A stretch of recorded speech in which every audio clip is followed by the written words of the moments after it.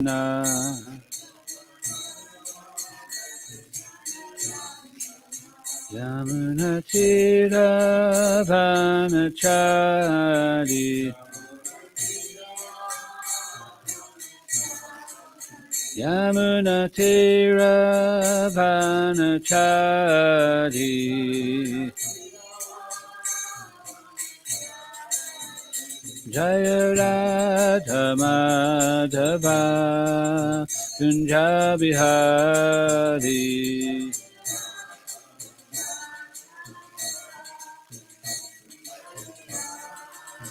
Jaya Radha Madhava Kunja Bihari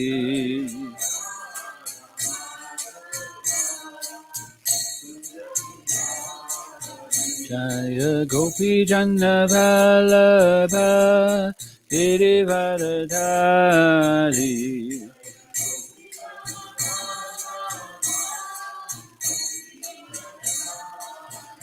Jaya Gopi Jana Vallabha Girivardhari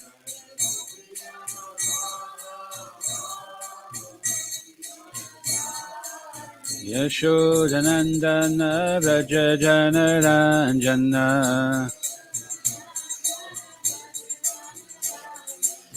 Yashodanandana Vraja Jana Ranjana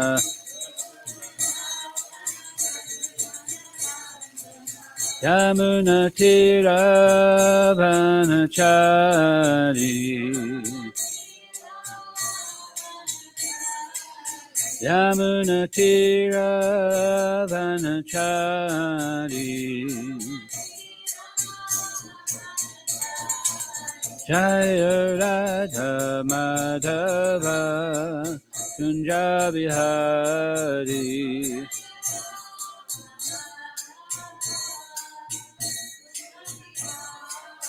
Jaya Radha Madhava Kunja Bihari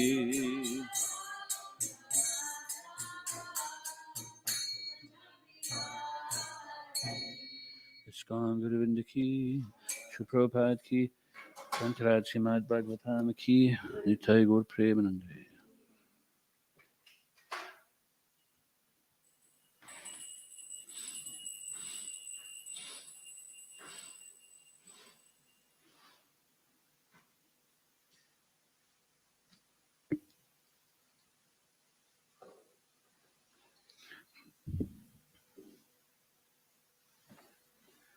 So, first of all, we have a short reading from Nectar of Devotion.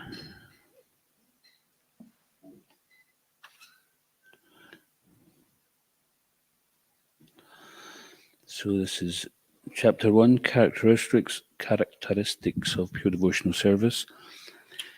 The modern scientists have manufactured nuclear weapons with which they can destroy an insignificant part of this planet, but by the yoga siddhi known as Ishita, one can create and destroy an entire planet simply at will. Another perfection is called Vashita, and by this perfection one can bring anyone under his control. This is a kind of hypnotism which is almost irresistible. Sometimes it is found that a yogi who may have attained a little perfection in this Vashita mystic power comes out among the people and speaks all sorts of nonsense, controls their minds, exploits them, takes their money, and then goes away. You know, even in modern day, we see this is still going on. There is another mystic perfection which is known as prakamya magic. By this prakamya power, one can achieve anything he likes. For example, one can make water enter into his eye and then come out from within the eye. Simply by his will, he can perform such wonderful activities. The highest perfection of mystic power is called Kama Vayasita. This is also magic, but whereas the prakamya power acts to create wonderful effects within the scope of nature, Kama Vayasita permits one to contradict nature. In other words, to do the impossible. Of course, one can derive great amounts of temporary happiness by achieving such yogic materialistic perfections. Foolishly, people who are enamored of the glimmer of modern materialistic advancement are thinking that the Krishna consciousness movement is for less intelligent men. I'm better off being busy with my material comforts, maintaining a nice apartment, family, and sex life. These people do not know that at any moment they can be kicked out of their material situation. Due to ignorance, they do not know that real life is eternal. The temporary comforts of the body are not the goal of life, and it is due only to darkest ignorance that people become enamored of the glimmering advancement of material comforts. Srila Bhaktivinoda Thakur has therefore said that the advancement of material knowledge renders a person more foolish, because it causes one to forget his real identity by its glimmer. This is doom for him because this human form of life is meant for getting out of material contamination. By the advancement of material knowledge, people are becoming more and more entangled in material existence. They have no hope of being liberated from this catastrophe. Shri Bhakti Rasamrita Sindhu Ki Jai. Om Namo Bhagavate Vasudevaya. Om Namo Bhagavate Vasudevaya.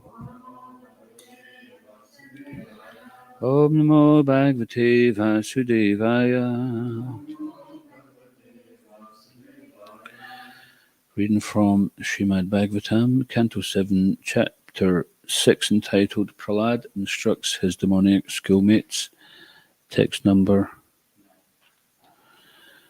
Ko Griheshu Puman Saktam Ko Griheshu Puman Saktam Atmanam Ajitendriya Atmanam Ajitendriya Sneha Pashar Tridar Badam Sneha Pashar Tridar Badam Utsaheta Vimochitum Utsaheta Vimochitum Ko Griheshu Puman Saktam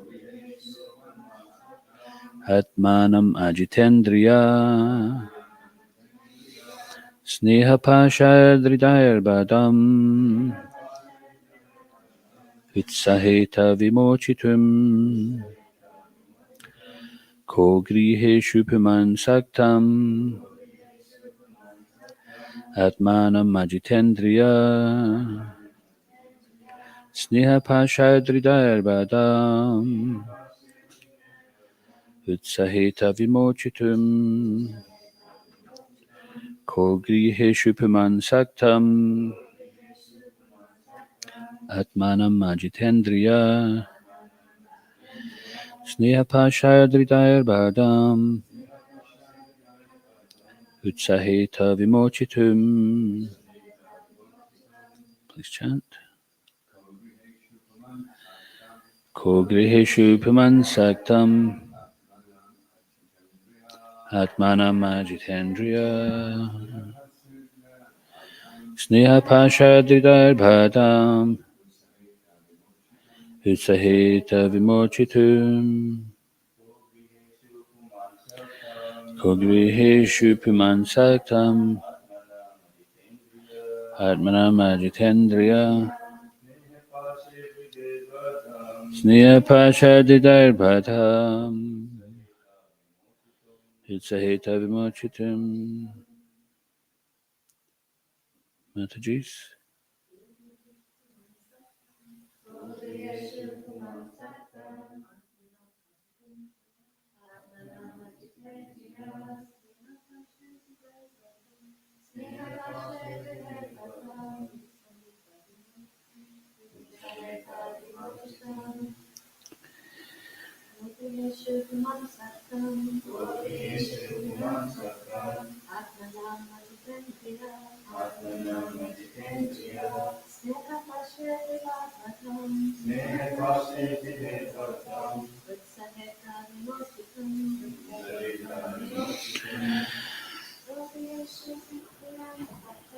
Ko Griheshu Puman Saktam Atmanam Ajitendriya Snehapashayaditayarbhatam Vitsaheta Vimochitum Ka. What? Griheshu, to household life. Puman, man. Saktam, very much attached. Atmanam, his own self, the soul. Ajita Indriya, who has not conquered the senses. Sneha Pashai, by the ropes of affection. Dredai, very strong. Badam, bound hand and foot. Utsaheta, is able. Vimochitum, to liberate from material bondage. Translation. What person too attached to household life due to being unable to control his senses can liberate himself? An attached householder is bound very strongly by ropes of affection for his family, wife, children, and other relatives. Please repeat. What person too attached to household life due to being unable to control his senses can liberate himself? An attached householder is bound very strongly by ropes of affection for his family, wife, children, and other relatives. Srila Prabhupada's purport. Prahlad Maharaj's first proposal was Komara Acharit Pragyo Dharman Bhagavatam Iha. One who is sufficiently intelligent should use the human form of body from the very beginning of life. In other words, from the tender age of childhood, to practice the activities of devotional service, giving up all other engagements. Dharman Bhagavatam means the religious principle of reviving our relationship with the Supreme Personality of Godhead. For this purpose, Krishna personally advises Sarvadharman Parityajya Mam Ekam Sharanam Vraja. Give up all other duties and surrender unto me. While in the material world we manufacture so many duties in the name of so many isms, but our actual duty is to free ourselves from the cycle of birth, death, old age, and disease. For this purpose, one must first be liberated from material bondage, and especially from household life. Household life is actually a kind of license for a materially attached person by which to enjoy sense gratification under regulative principles. Otherwise, there is no need of entering household life. Before entering household life, one should be trained as a brahmachari, living under the care of the guru, whose place is known as the Gurukula. Brahmachari Guru Kule Vasandanto Guru Hitam, Bhagavatam 7.12.1. From the very beginning, a brahmachari is trained to sacrifice everything for the benefit of the guru. A brahmachari is advised to go begging alms door to door, addressing all women as mother, and whatever he collects goes to the benefit of the guru. In this way, he learns how to control his senses and sacrifice everything for the guru. When he is fully trained, if he likes, he is allowed to marry. Thus, he is not an ordinary grihasta who has learned only how to satisfy his senses. A trained grihasta can gradually give up household life and go to the forest to become increasingly enlightened in spiritual life and at last take sannyas. Prahlad Maharaj explained to his father that to be freed from all material anxieties, one should go to the forest. Hitvatma patam griham and akupam. One should give up his household, which is a place for going further and further down into the darkest regions of material existence.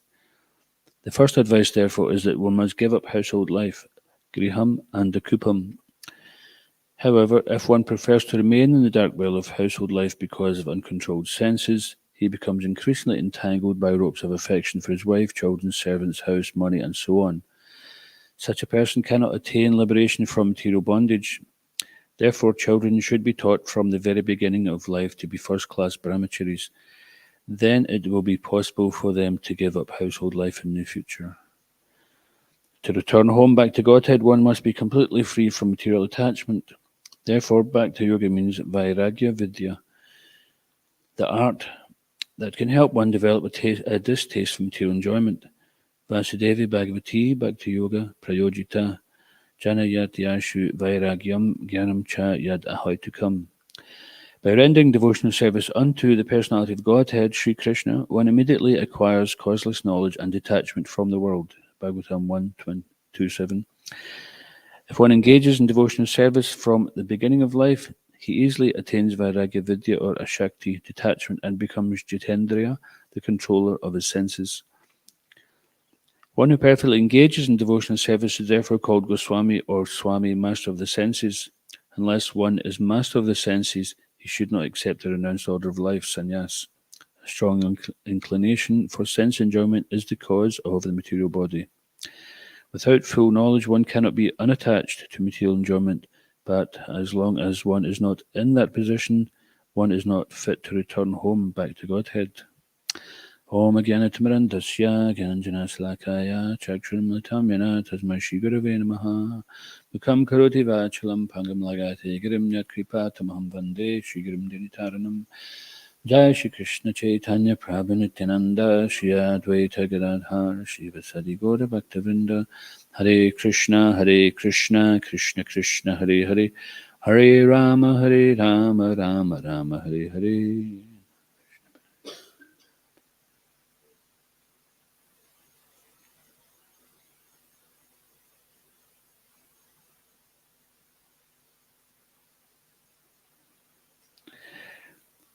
Translation again. What person too attached to household life due to being unable to control his senses can liberate himself? An attached householder is bound very strongly by ropes of affection for his family, wife, children, and other relatives. So this term Andakupam means the deep dark well of material existence.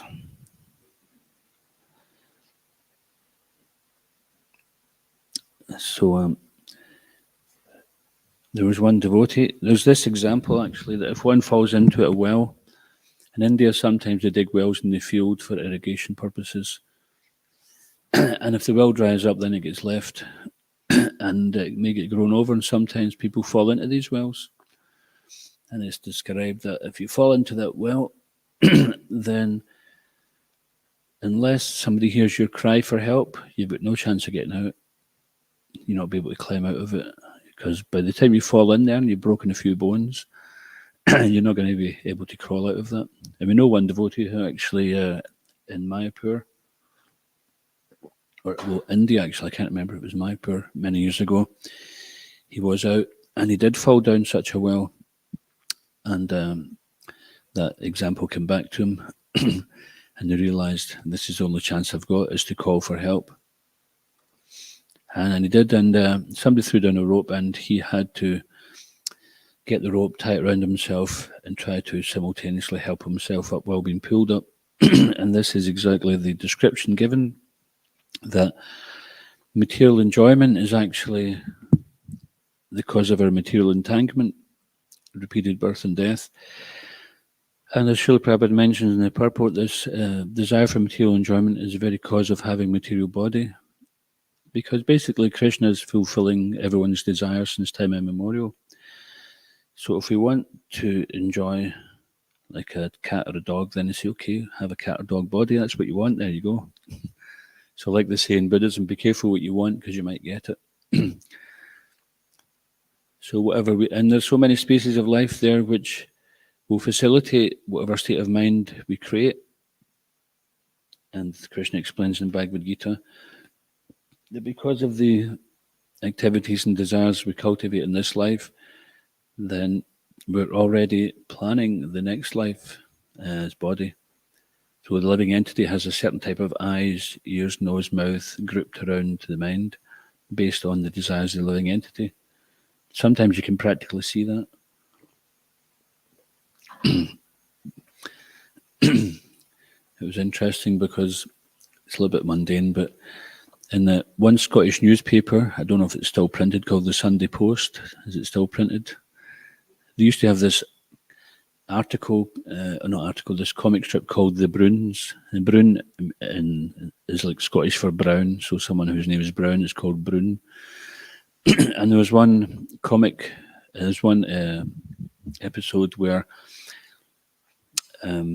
Grandpa and Pa Brun they were laughing at so many people who were out walking their dog. There's like one tall, thin, skinny guy, and he's walking his dog, which was a whippet or a greyhound. And they're saying, look, that dog just looks like him. And then there's another bulky guy. He was out walking his bulldog.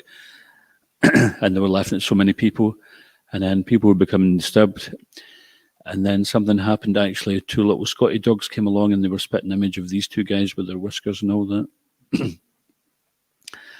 And so it's not too far from the truth, is that we actually we identify with certain sense objects, certain flavour of the material energy, and we think we're in control. But basically, we're taking a choice. It's like, okay, you go down into Argyle Street or Princess Street to do some shopping, and you think, wow, this is great. There's so many things to choose from. But all you've got is what's available. So in the material world, we choose certain sense objects, and that's going to determine we're shopping for our next body. It's like, okay, I think I'll become a snake in my next life. We'll try that one out. No, that didn't work out. Okay, let's become a rat or a mongoose. The mongoose killed me in the last life. Let me try and become a mongoose.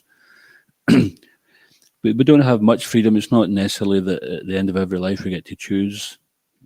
But according to our karma, if we have, someone may be desiring to become a demigod, but if they don't have the stock of pious activities to allow that, then they won't.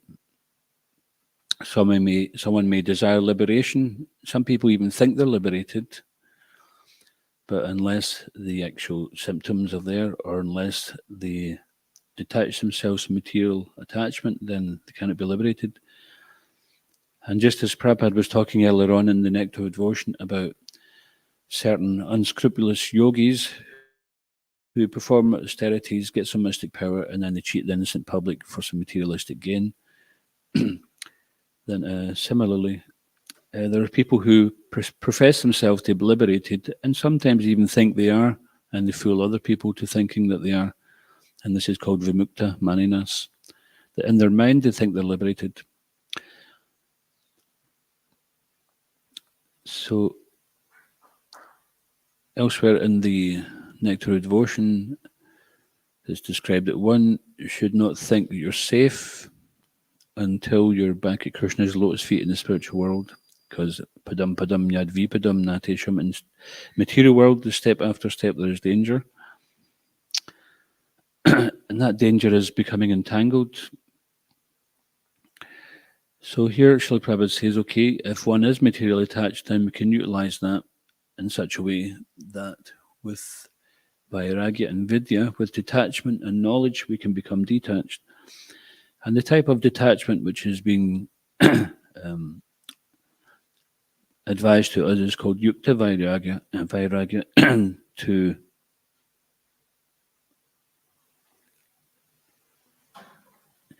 whatever we're attached to, we simply utilize that in Krishna's service. Srila Prabhupada says, if you like to eat nice food, then simply offer it to Krishna first. We dovetail everything in Krishna's service. If one has good karma and they have some opulence, then use that opulence in Krishna's service. Take George Harrison, for example. He had fame and fortune, and he used it to promote Krishna consciousness. He did a lot of good for a lot of people. And if your karma isn't very good and you've got next to nothing, then just engage in devotional service somehow. Patram pushpam palam toyam. It's very easy to engage in devotional service. We can offer what little we have. So Srila Prabhupada also refers to this andakupam as griha medinam. So we have grihasta. So griha means house and sta means established or someone that's fixed. So a grihasta is one who's fixed in spiritual knowledge, although they may be a householder, but still they're not living like a griha medi. Griha medi means one who simply thinks the purpose of life is to enjoy the senses and expand the family and become respected community member through extended sense gratification, etc. Or simply be happy in their family situation, forgetting, just like explained in the light of the Bhagavat, which is taken from, I think it's chapter 30 of Krishna book, Autumn in Vrindavan, that the little fishes are swimming in the pool and they're quite happily swimming along there, but day by day the sun is evaporating the water and they don't see, that their time is coming and they're not able to consider their time is drawing near. So attached grihastas are attached persons, not even just grihastas, because sometimes people are, they don't have to be having a household and a family to be attached. Even they can be in any situation be attached. It's Kali Yuga. We have so many sense objects readily available to us that it can cause attachment to anybody in any situation in life.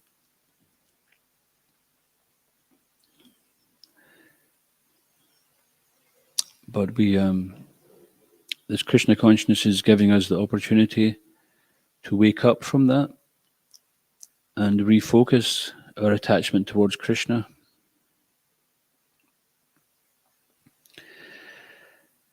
So Griha Medinam means actually that our only goal is to obtain wealth, security, etc. at all costs. And therefore, in this age, it's very common that people are engaged in vikarma or even ugra karma simply just to support a family. And this is very unfortunate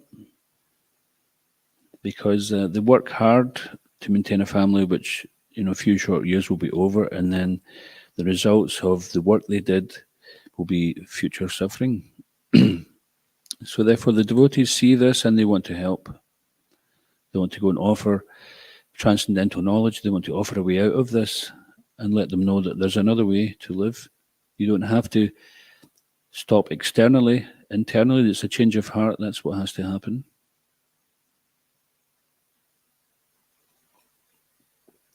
That just see everything in relation to Krishna, the creator, the controller, and the well-wishing friend of everyone. See everything in relation to Krishna and offer it back. He doesn't need anything from us. He already owns everything. It's just an illusion. We think that this is ours. And in our previous life, we had the same illusion where we thought this was ours. And you see some great materialists, like, for example, the pharaohs of Egypt. They were very, very wealthy. We see, what sort of wealth is buried with those people. And in comparison to the common people, they must have been like super wealthy. And they thought they could take it with them into their next life, but it's still there. Now it's been shown in museums, and it's just shown how foolish they are. So the more we advance in material life, the bigger a fool we become.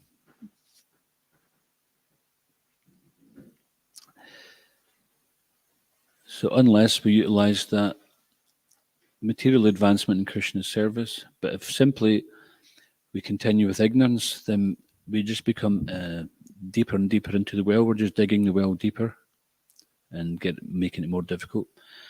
The Prabhupada explains gives another explanation of material entanglement called Hridaya Granti. So Hrida means the heart and Granti means knot. So we start off with one attachment, and then from that, to secure it, we have another attachment, so it's a knot upon another knot. So first of all, we may start with a wife or a husband, and then a house, and then a car, and a mortgage, and then kids, grandkids, and then it's knot on knot on knot. But and then it's very difficult to untangle. If you ever try to untangle a ball of string or rope, which has got knots on knots on knots, then it's just practically impossible. And Prabhupada explains that the sadhu comes along with the sword of knowledge and he just cuts the knot and says, okay, let's start again. So we shouldn't become depressed. Okay, we may have some attachment. Naturally, we're in the material world. We're attached, that's why we're here. But Krishna consciousness is giving us the opportunity to become free from attachments and see everything in relation to Krishna and utilize our attachments for our own advancement in Krishna's service. Sometimes our very attachment is the thing which causes us to serve more. This is called using a thorn to pluck a thorn. If you have a thorn stuck in your foot, sometimes you're doing Govardhan Parikram and the big thorn goes into your foot, very strong thorn, but you just find the branch that it came from, you take another thorn and then you can start to pluck it out. So in this way, it's been explained that we utilize our own attachments to free us from attachment. So that process means through, as mentioned here,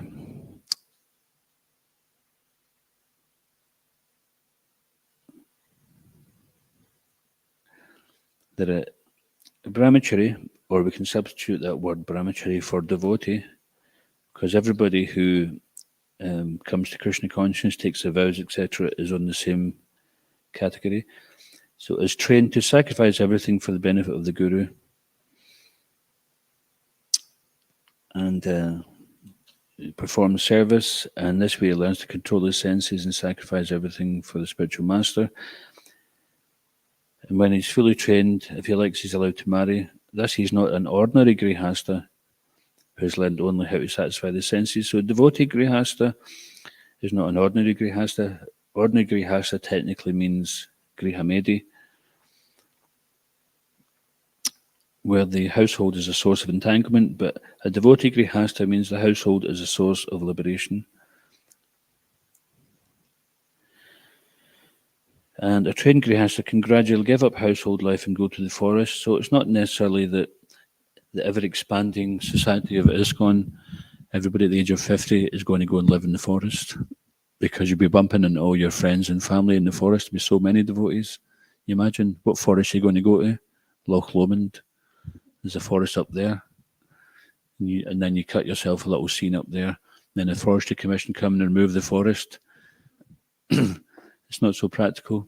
So, but as explained in the 5th canto, the forest of material enjoyment, by giving up that forest of material enjoyment, because Prabhupada also says that the type of renunciation which means going to the forest is actually a lesser type of renunciation than seeing everything in relation to Krishna, because he says Krishna also owns the forest. So what are you giving up if you go to live in a cave or live in a forest? Shishikontama Pishashiki.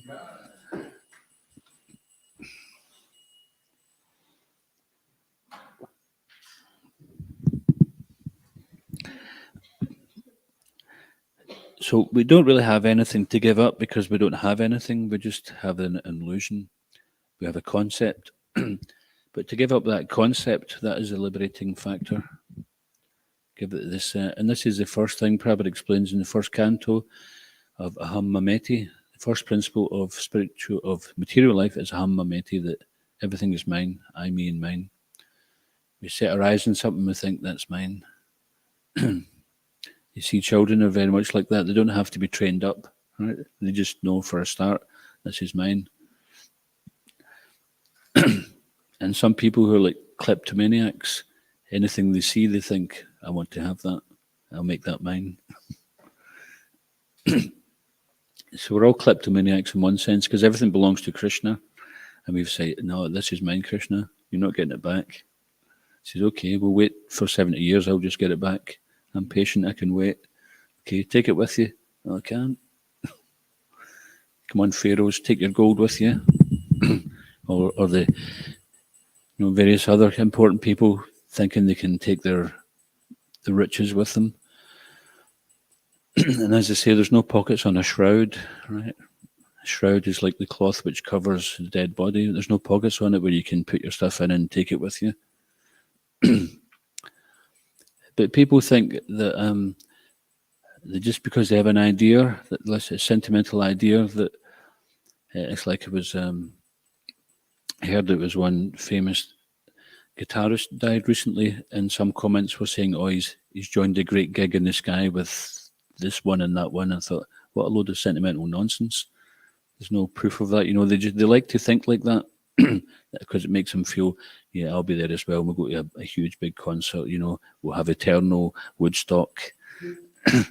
It's just a complete illusion, and then time comes, and they realise they've just wasted another human form of life, and that's very sad.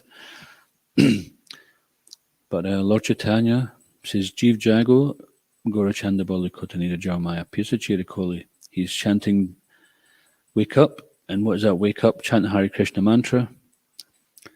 Just like sometimes one can get bitten by a snake. And we have friends in Vrindavan at Lake Kusum Sarovar who have personal experience.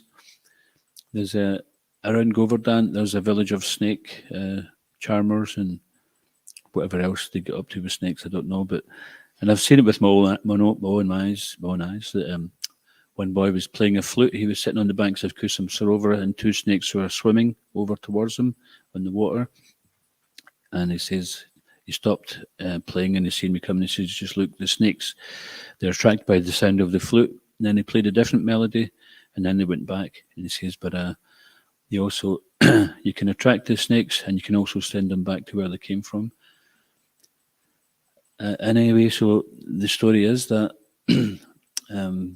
the old man who used to be the Pujariji of Radhabani Bihari temple at Kusum Sarovar, he was bitten by a snake. And to all external vision, it seemed like he'd passed. And so Mataji called someone from the local snake charming village, and they came and they did some kind of tantric thing with peacock feathers and mantras and things, and some poison came out of his orifices, and then he woke up again. He was free from it. So by chanting these mantras, certain mantras, this poison came out and he awoke from it. And she wasn't telling a whole story, there's no reason for that. And as I said, I've seen it with my own eyes as well. And you can also go to India and you see people playing the Shehnai, and the snake comes out of the basket, and they control it with that sound.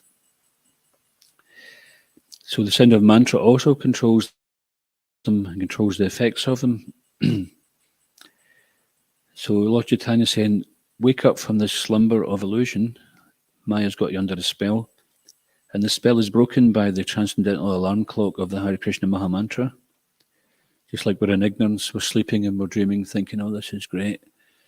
Unless we're being chased by a tiger, we're thinking, oh, this is not so great. Sometimes alarm wakes us and we think, oh no, I'd rather go back to sleep. My dream is good. Everything's working out fine. And other times it's like, oh, thank goodness that was just a dream.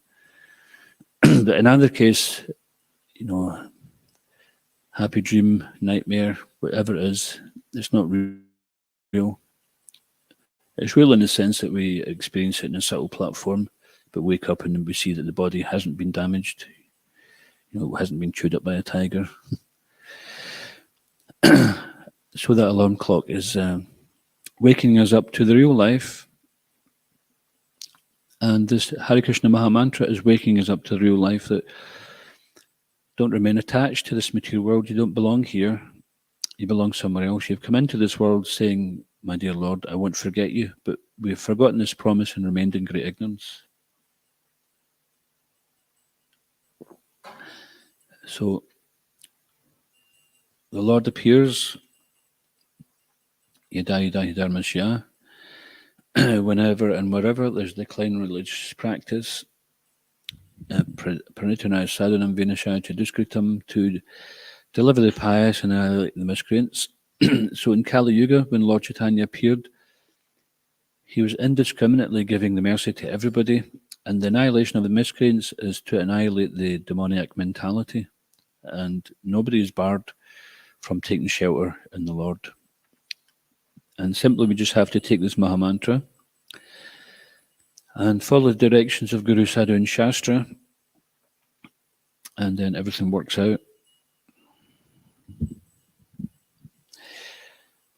And Prabhupada mentions the purport here, the famous verse, Sarvadharma Parityaja Mamikam Sharanam Vraja, gave up all other duties in surrender unto me. And he makes a really interesting point here that while in the material world we manufacture so many duties in the name of so many isms, but our actual duty is to free ourselves from the cycle of birth, death, old age, and disease. So he's saying we manufacture these isms, these various types of dharma. And you could say, well, it says in the Shastra we should do this and do that. But if you take this in context of one devotee said to Srila Prabhupada, why did Krishna make this material world? Prabhupada said, Krishna didn't make it, you made it. So we may not have personally constructed it, but by your desire it was made. If we never had that desire, it wouldn't be here for us, or we wouldn't be here in it. And while we're here trying to enjoy it, and Krishna says, well, if you want to be happy in the material world, then these are the rules you have to follow. But typically, we don't follow the rules, and then we degrade ourselves into lower species, and we get controlled by the lower modes. And then it's very difficult to elevate ourselves back up through the different modes. But by the mercy of the transcendental sound vibration delivered by the spiritual master and brought by the Supreme Lord himself in this Kali Yuga, then we can be extricated from the material world.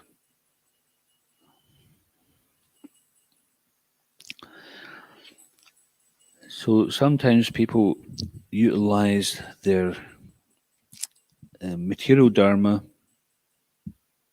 Now, to perform in material dharma is one thing, as long as it doesn't take the place of Krishna consciousness. But if it's because we're using it to avoid surrendering, then simply we're in the category of manufacturing so many duties, which then become a distraction.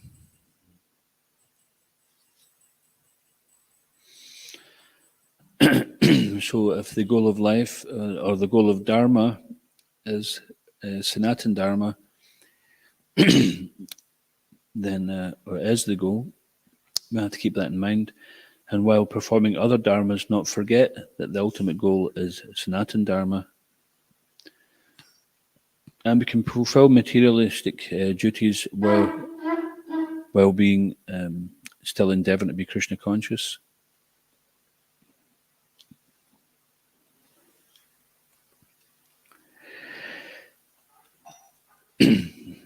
So Prabhupada, even though he's a very small boy, he's very methodical. His first proposal was Komara Acharet Pragyo Dharman Bhagavatam Iha. One who is sufficiently intelligent should use the human form of body from the very beginning of life. So this is, if one is fortunate enough to be born in a situation where one can become a devotee from very early on, then that's a great blessing. But if we're not born in that situation where we have access to devotional service, just like some devotees are parents and they have children who are born into the movement, they're born into having the opportunity from day one to become a devotee, and that's a greatly fortunate situation. It's fortunate for them, and also it's fortunate for the parents, because the parents become enlivened by seeing their children as devotees. And so this is a very favourable situation for Krishna consciousness, where families can actually engage in devotional activities together. And bearing in mind that ultimately we are all related to Krishna, this is the real relation. It just reminded me of, there was one rickshawala in Vrindavan, and he was witnessing that in Krishna Balaram Mandir there was some big ceremony going on, and there was some couple of distraught parents, and he asked, "What's happening here?" He says, one young child had just died, and so they're having some big Tirobhav ceremony." And he said, "Why are they so disturbed?" He says, "Because, I also lost a child, 3-year-old daughter, He said, Krishna gave for some time and Krishna took. He said, the child wasn't mine. Krishna put there for some time and then took away. Krishna's in control. Especially if the child dies in the holy dam, Krishna's taken them back. So he's very Krishna conscious, even though he was like a rickshaw driver, which is a very poorly paid job. Basically, the dress is what? They wear a vest and a gumsha and a pair of flip-flops. They're so renounced. And you see the wisdom coming out of that. Of course, it's not that he's being harsh, but he's Krishna conscious. He's already accepting everything's coming by Krishna and everything's been taken by Krishna. Krishna's in control. He accepted that. He wasn't trying to control beyond what he couldn't control. And of course, he recognized, we become attached, etc. But we have to remember the bigger picture is that Krishna's in control. We're not in control of which jiva comes into a particular family at a particular time and what their duration is going to be.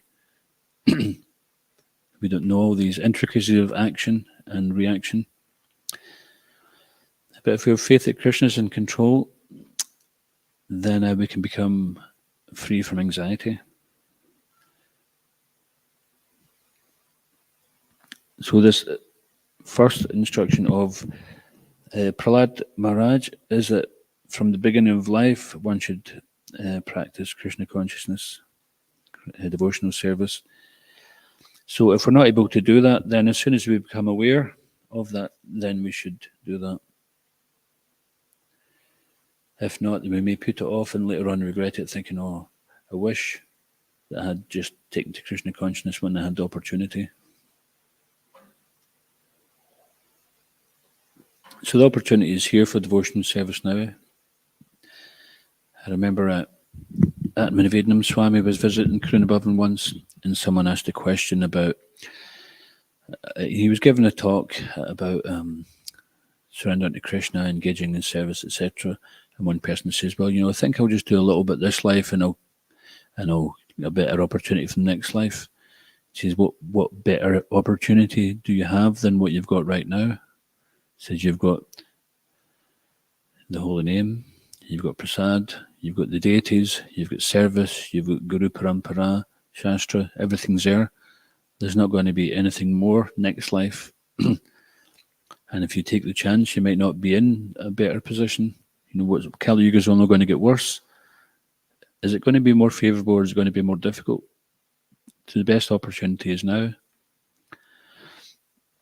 And that's difficult because we're attached. We think, well, I've still got some business in the material world to engage in. I've still got a few desires to fulfill. I've got this and I've got that to do.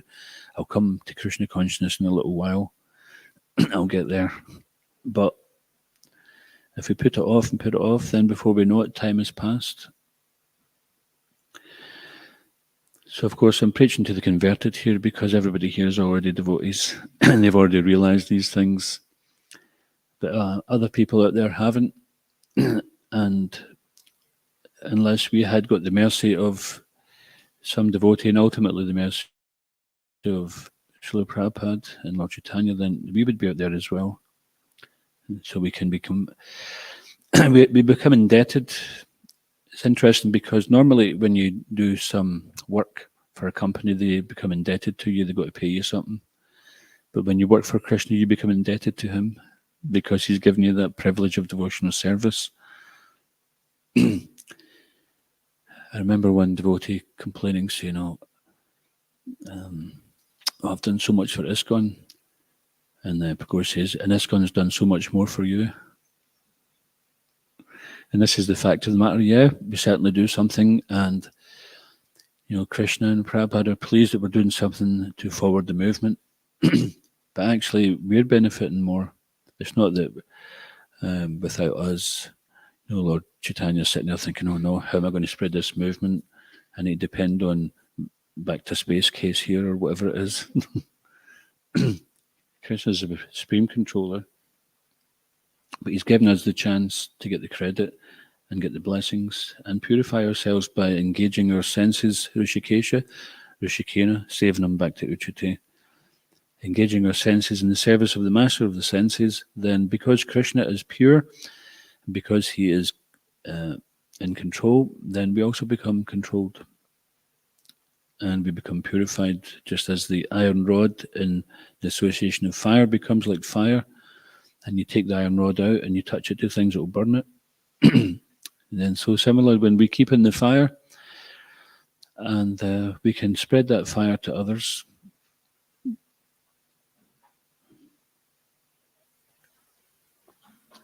So this training in Krishna consciousness is there for everybody, not just for brahmacharis. And the guidelines in Grihastha life are there to help us stay safe within the permitted restrictions, so that we don't become too entangled in simply bodily concept of life. So the next few verses are very interesting instructions from Prahlad Maharaj. Can you imagine a child, 5-year-old, speaking like this? So this is no ordinary person. Prahlad Maharaj is one of the Mahajans, one of the great personalities. So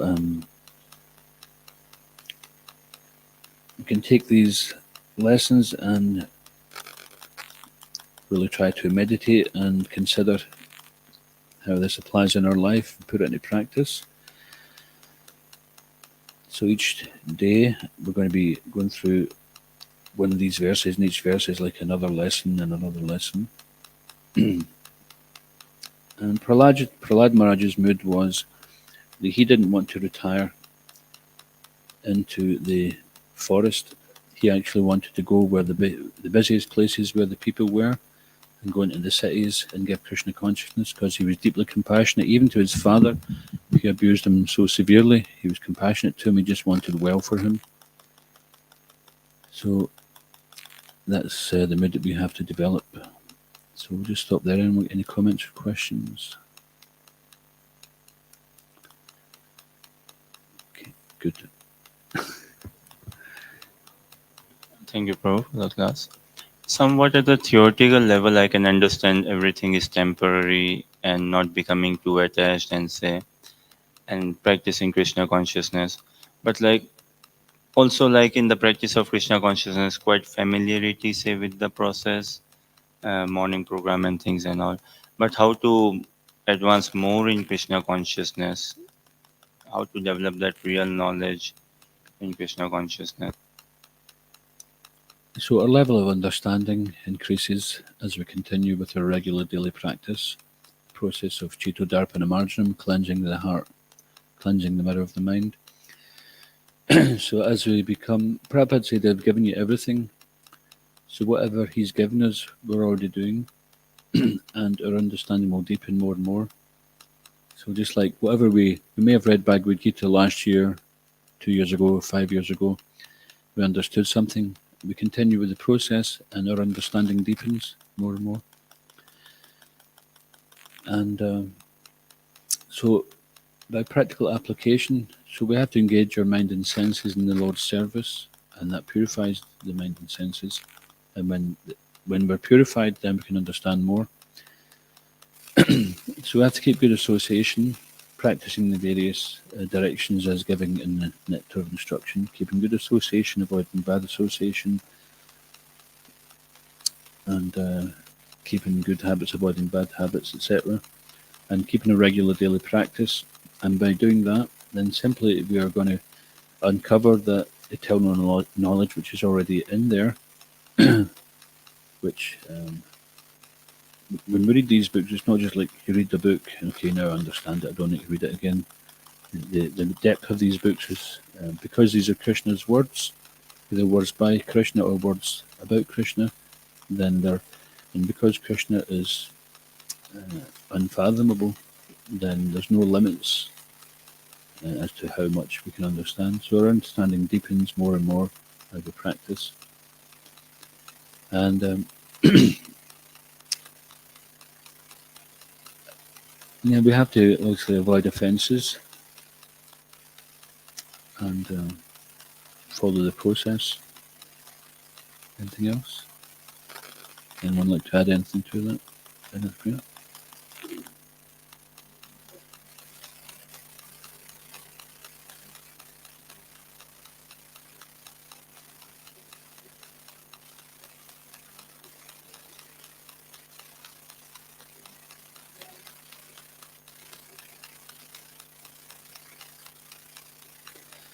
Yeah, so so what you're saying is it's not a mechanical process. In the beginning, Prabhupada says it may appear like it's mechanical, because we don't have perhaps so much understanding. We have a little understanding, enough to say this sounds like, in theory, like a good thing to try, and then we do it, and then we get some realization. But we have to remember what the goal is to develop love of God. It's not simply to follow rules and regulations.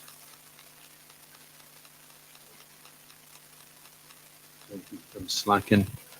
If mundane thoughts come into your mind when you're chanting, don't slacken your attempt to chant. He says this freedom from mundane thoughts will become an irrevocable fact. So you may start very enthusiastically, and then you don't get perfection immediately. So then you slacken. Your enthusiasm goes down. Your confidence goes down. And then he says, "Do not be in a hurry." So because of impatience, because we're very passionate in the West, we try something, and then if it doesn't work immediately, we just give it up. So it's having that patience and not slackening. So this was Ananda Vigraha addressed that yesterday in class, where he quoted that saying, "Many a slip between the cup and the lip." So we start off with a full cup of water. By the time you get to the mouth, if you had a few slips, what's going to be left? So we may be 75% there, and then we think, "Oh, let me just slacken, and just put it back down again, or just empty some out. It's getting a bit heavy." So we just keep it going. Don't take the foot off the gas, and don't purposely have a slip on the way to the lip, because by the time if we have too many slips, by the time the cup gets to the lip, then it means at the end of life we have nothing to offer to Krishna.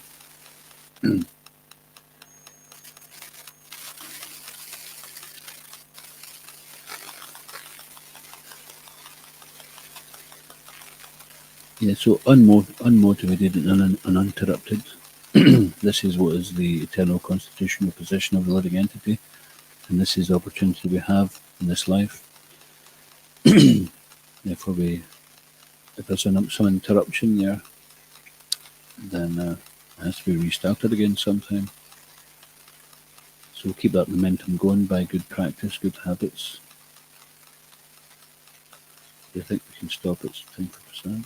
It's going Gurvinda ki, Sri Prabhupada ki, Antaraj Srimad Bhagavatam ki, Nitai Gaur Premanande.